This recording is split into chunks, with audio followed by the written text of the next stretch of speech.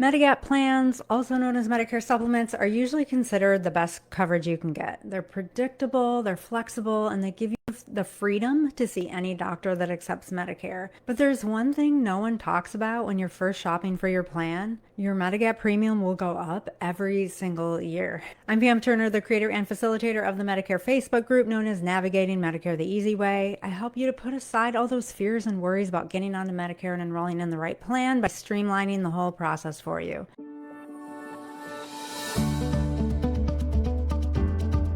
Medigap plans are the plans that many people refer to as Medicare supplements. When you decide to keep original Medicare instead of enrolling in Medicare Advantage and want to cover your out-of-pocket costs, Medigap is the plan you buy to fill the gaps. It's really common for people to get signed up on Medicare, choose a plan, and later not remember what they signed up for, so don't feel bad if that's you. One way to tell if you have a Medigap plan is you'll have a separate plan for your pharmacy drug coverage. If you check your ID cards, you'll have one for your Medigap plan and you'll have one for your drug plan. Those that have an Advantage plan have drug coverage and medical coverage bundled all in one plan, and you'll have one ID card. The most popular Medigap plans these days are Plan G, Plan N, and High Deductible G. Today I'm talking about the problem of rate increases and what you can do about it. The real issue isn't just the rate increases themselves, it's that most people were never told that they should be reviewing their plan at least every few years, if not every single year. Also, most Medigap enrollees don't realize that they can apply to switch their plan any time of year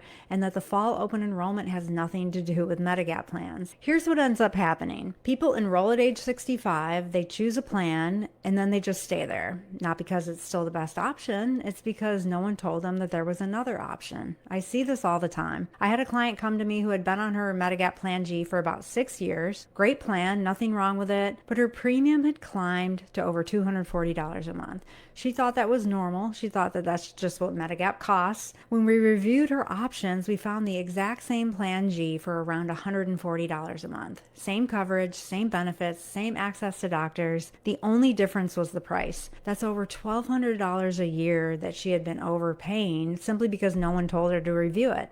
And this is where a lot of the confusion comes in. People assume that if they switch, that they're giving something up. Most people feel actual anxiety about switching. They worry that the new plan company might go under, especially if it's a company that they've never heard of, or they worry that the new plan won't pay claims as well as their current plan. But Medigap plans are standardized, so that means a Plan G is a Plan G no matter which company you choose. The only thing that changes is the monthly premium and the name of the company on your ID card. Some companies might have slightly better customer service than others, but all the companies I do business with do a great job there. The plans basically work on autopilot. That's because plans are required by federal law to pay their part based on what Medicare approves. So it's impossible for a Medigap plan to decide what to cover and what not to cover. Same goes for providers. There's no provider network. As long as providers accept original Medicare, your new plan will be accepted, and you don't have to worry about your doctors not accepting the new plan. Now let's talk about why those rates keep going up. When you enroll in a Medigap plan, you're placed into a pool of people, what's called a block of business. As claims increase within that group,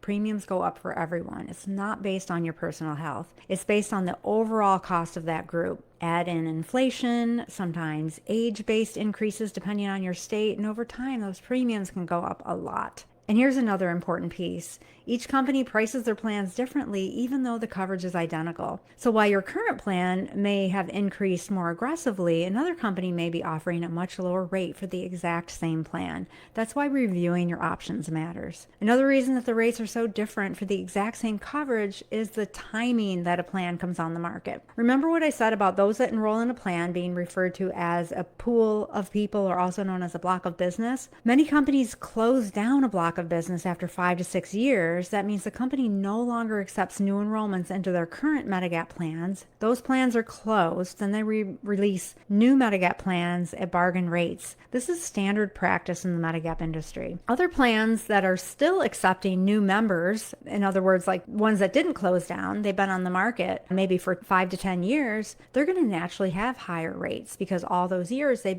been receiving rate increases. Some people will argue that enrollment enrolling in one of these higher cost plans for the first time when you first get onto Medicare, maybe that they'll have lower rate increases over the long term because they have much more enrollees. While this might be the case, other people prefer to simply keep shopping for the bargain price every few years. And after all these years in this business, I can't say 100% that I can prove that plans that have been around the longest with the highest number of people enrolled will keep the lowest rates in the long term. But at the same time, I don't necessarily think that that's the worst strategy either if you can afford it. At the end of the day, you need to feel good about the company that you're enrolling with, and I can offer insights about the different companies if we work together. Now, I do want to be transparent about something. In most states, you do have to qualify medically to switch plans. But here's what I tell people all the time. Don't assume that you won't qualify. I walk my clients through a simple process to find out. First, we check, can you even save money? Then we go through some basic health questions to see if it makes sense to apply. And if it does, I help you to choose a company that you feel good about. And sometimes if one company doesn't work from a health standpoint, another one will. What if you know, though, that you can't qualify based on health? That can feel so frustrating. More and more states are adding laws that allow you to switch once per year on your birthday or anniversary date with no health questions. So we can check to see if your state is one of those. But again, the biggest mistake I see, people never even check. They just keep paying higher and higher premiums year after year, not because they have to, but because no one told them that they should shop around. And in most cases, if someone truly can't qualify for a lower Medigap rate, we look at other options. Sometimes the pain of the rate increases can reach a breaking point.